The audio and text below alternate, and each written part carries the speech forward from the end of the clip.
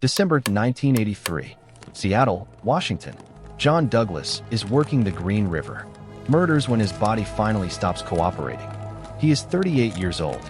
He has spent years studying violent offenders, interviewing killers, and trying to understand the patterns behind their crimes.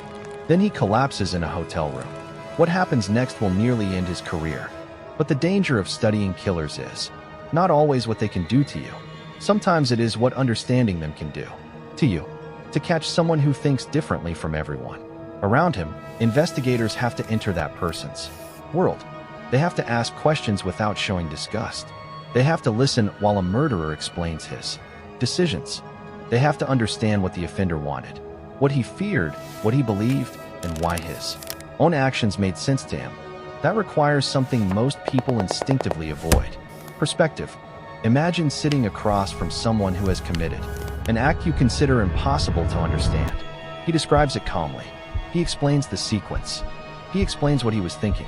He tells you what made him angry, what made him feel powerful, what made him believe the victim deserved it. Your job is not to agree with him. Your job is to understand him. That distinction is the foundation of criminal profiling. John Douglas spent much of his FBI career doing exactly that. He interviewed hundreds of notorious offenders, including Charles Manson, David Berkowitz, Richard Speck, and Dennis Rader. His work helped establish the idea that behavior at a crime scene can reveal something about the person who committed the crime. The deeper he went, the more important the psychological distance became, because understanding a killer is useful only if you can return from the killer's world. And that is where the line begins to disappear. At first, the investigator sees the crime from the outside. There is a victim. There is an offender. There is a clear moral boundary between them. Then the investigator learns the offender's logic. He learns how humiliation can become resentment, how resentment can become obsession, how obsession can become a need for control, how control can become ritual. None of this excuses the crime, but it makes the behavior predictable. And prediction is precisely what investigators are looking for. The frightening moment comes when the investigator can finish the offender's thought before he says it. The investigator knows why the offender chose that location.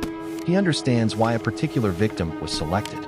He recognizes the emotional trigger behind a particular decision. The killer is no longer completely alien. He has become understandable. That is the psychological paradox. The better you understand someone, the less mysterious they become. But when the person you are trying to understand has built his world around violence, understanding that world can become emotionally expensive. For Douglas, the cost became physical. While working on the Green River investigation in Seattle, he collapsed and fell into a coma. He was diagnosed with viral encephalitis and later described the experience as one of the breaking points of a career overwhelmed by the volume and nature of violent cases. He spent months recovering before returning to work. His story does not prove that studying killers simply destroys the mind. It reveals something more complicated.